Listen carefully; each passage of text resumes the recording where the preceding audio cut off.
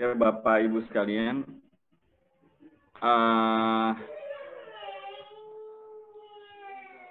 saya ingin sedikit mengulang ya. Ini sebelumnya sudah saya jelaskan, tapi hanya di tim Bapeda saja.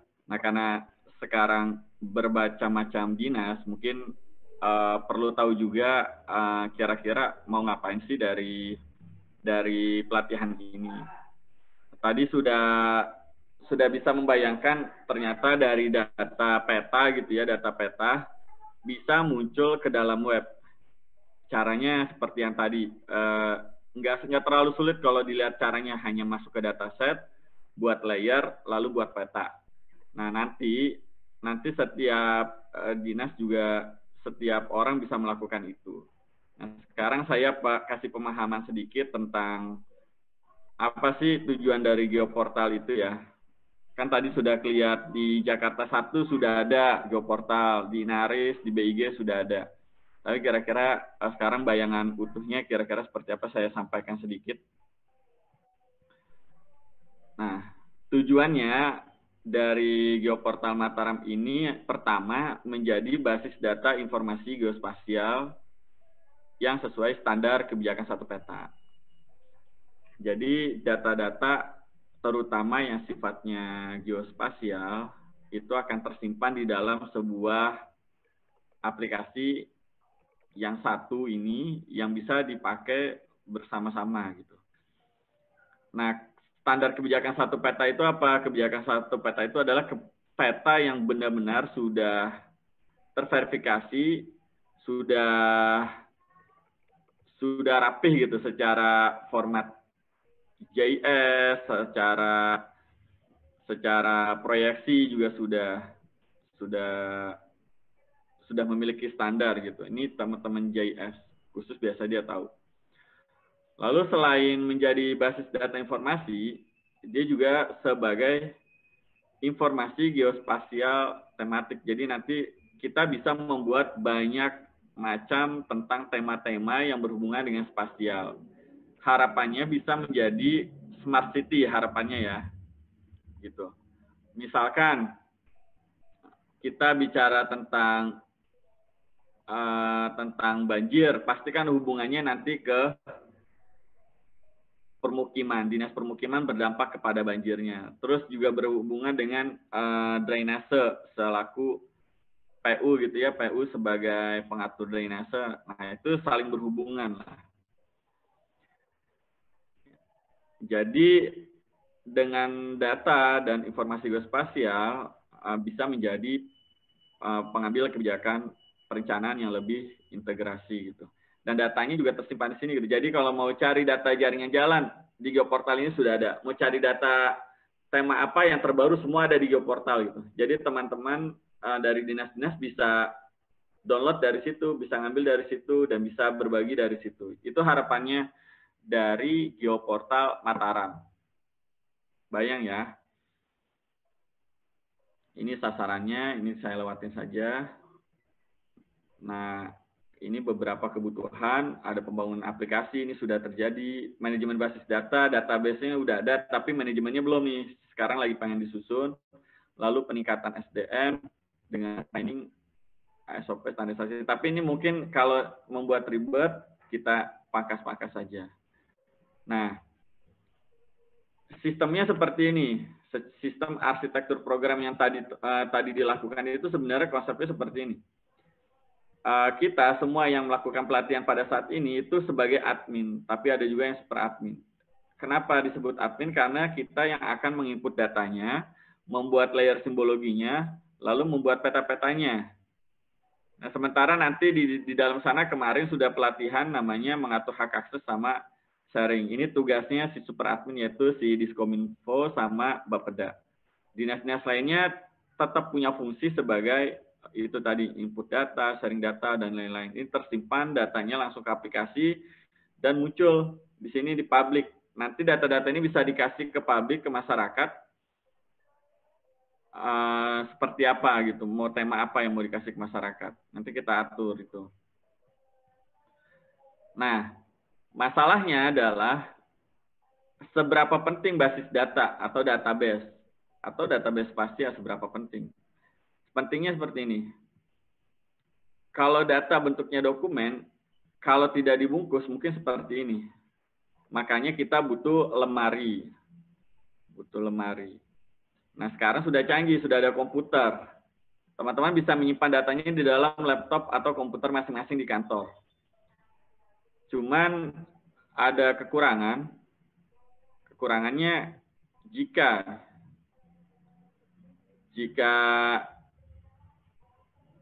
nah ini contoh lagi data ya.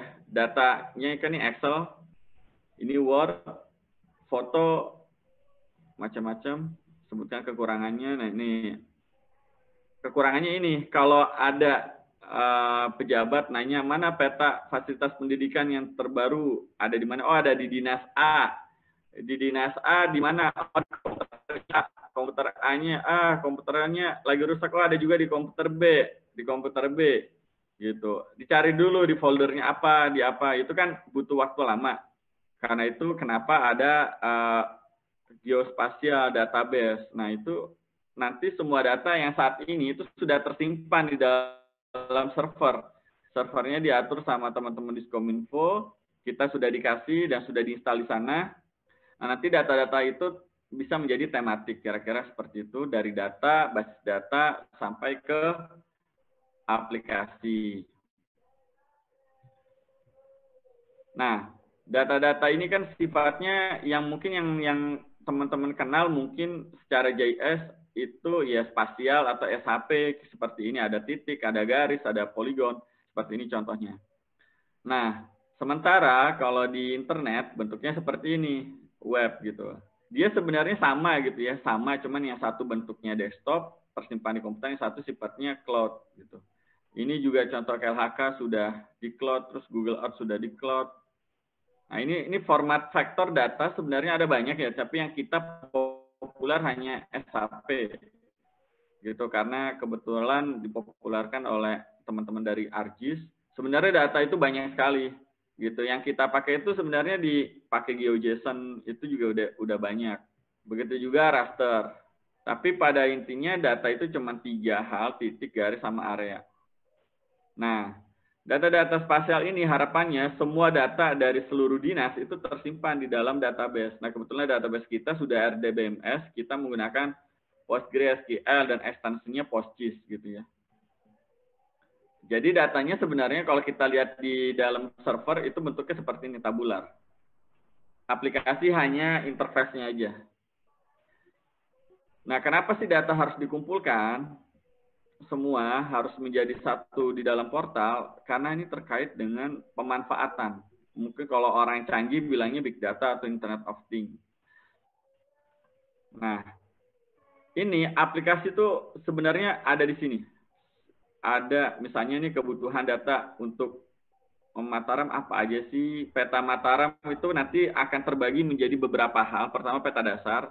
Peta dasarnya ada administrasi, provinsi, dan lain-lain. Nanti peta dasar ini teman-teman lain, dinas-dinas lain, kalau mau membutuhkan data peta dasar terupdate, tinggal lihat di Geoportal. Terbaru lihat di Geoportal di sini. Lalu apalagi peta tematik. Nah, peta matematika ini dari dinas-dinas yang ada di sini, nanti dikumpulkan satu, jadilah gabung di dalam basis data geospasial yang ada saat ini, yang tadi caranya inputnya caranya seperti tadi. Yang nantinya petanya itu menjadi JS service yang seperti Inarex tadi, ini disebutnya JS service. Yang seperti BIG tadi bisa ditarik, itu JS service. KLHK yang tadi bisa ditarik, JS service. Begitu juga data kita kalau mau ditarik sama luar bisa aja. Itu disebut saja service. Dan itu nanti dipakai, dimanfaatkan menjadi bentuk web atau apa seperti itu. Jadi cepat. Jadi kayak tadi kepala Bapak yang ngasih tahu kita, ya kena gempa, langsung disurvei, didatengin. Cara buatnya sama kok kayak tadi tuh. Cara buatnya sama persis kayak tadi. Nanti langsung terintegrasi dengan mobile handphone, tinggal disurvei seperti itu. Nah, ini di data ini akan menjadi sebuah big data yang tadi sebagai Internet of Things, kalau bahasa apa IT-nya seperti itu kira-kira. Nah, yang penting lagi di dalam informasi geospasial itu ada peraturan sebenarnya, peraturan Presiden nomor 39 tahun 2019. Itu ada produsen data yang menghasilkan data, kualitas, evaluasi, terus ada mengumpulkan penjaminan. Nah, ini informasi geospasial, nanti ada metadatanya, ini data dibangun tahun berapa, dibuat kapan, itu kita atur lah, kita atur. Lalu data induk seperti apa, ini kita atur seperti itu. Selanjutnya, yang dimaksud standarisasi data spasial atau kebijakan satu peta apa sih? Sebenarnya ini cuman ini aja. Formatnya apa? Misalnya file yang paling familiar.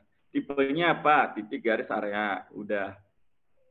Metadatanya apa? Sistem proyeksi koordinatnya apa? WGS84. Kita udah sepakat di Indonesia pakai itu semua. Kalau misalkan masih ada yang pakai UTM, misalkan kayak buat pengukuran, itu nanti tinggal di-convert aja menjadi WGS84. Itu bisa secara JS. Lalu proses datanya seperti apa? Dijelaskan di dalam metadata. Itu sumber datanya seperti apa, tahun datanya seperti apa, sama struktur datanya itu apa sih, nama fieldnya, tujuan. Tadi kan sudah tahu ya cara buatnya ya. Nah, nanti itu kita buatkan standar. Oh, kalau data tentang sekolah, misalkan butuh layer apa aja sih yang ditampilin, kayak gitu. Nah, ini contohnya di KLHK, dia sudah membuat standarisasi layer, ada kode provinsi, ada kode UPHK, ada ID-nya, ada sumbernya, ada areanya, seperti itu. Nanti harapannya sih pengennya bisa kayak begini gitu. Nanti jadi rapih datanya, besok-besok udah punya standar semua nih setiap dinas dan di Bappedas serta lain-lain.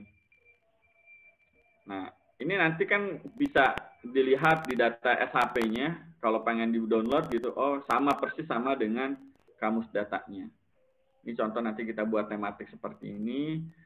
Ini contoh yang sudah kita lakukan, ada kelurahan, sudah bisa di-input. Ini Anas Superlight, tapi nanti aja saya close. Nah, ini integrasi dengan service map lain. Tadi sudah dicoba ya, tadi sudah dicoba. Misalnya ini ada COVID rujukan, nih ada beberapa titik nih. Ini dari Kemendagri kalau nggak salah ya. Kita ambil BNPB. Nah, yang paling penting itu sebenarnya di sini, inventarisasi data. Kenapa dikumpulin teman-teman? Itu kita pengen nyari peta dasarnya yang bagus ada di mana, tematik ada di mana, tata ruang apa, terus kita mau bikin tema apa di peta, seperti itu. Nah, ini contoh kondisi geoportal atau jaringan data daerah yang sudah terkoneksi sama BIG. Tapi kita nggak usah jauh dulu, kita akan konsentrasi di dalam Kota Mataram dulu. Nah, ini contoh simpul jaringannya. Nah, dari sini kami, ini kemarin sudah disepakati, kita pengennya seperti ini nih. Nanti ada dinas-dinas atau PD-OPD di sini. Nanti datanya masuk ke portal, di-clearing sama teman-teman dari Bapeda. Diperhatiin strukturnya, metadatanya dicek, nanti dimasukkan ke dalam portal, lalu nanti dipublish. Penggunanya bisa eksternal, kalau eksternal itu masyarakat umum tanpa login, nanti siapa aja bisa lihat tanpa login. Terus kalau dengan login dari teman-teman internal, dari dinas seperti apa. Kira-kira yang kita mau bangun tuh mirip sekali dengan konsep yang seperti ini.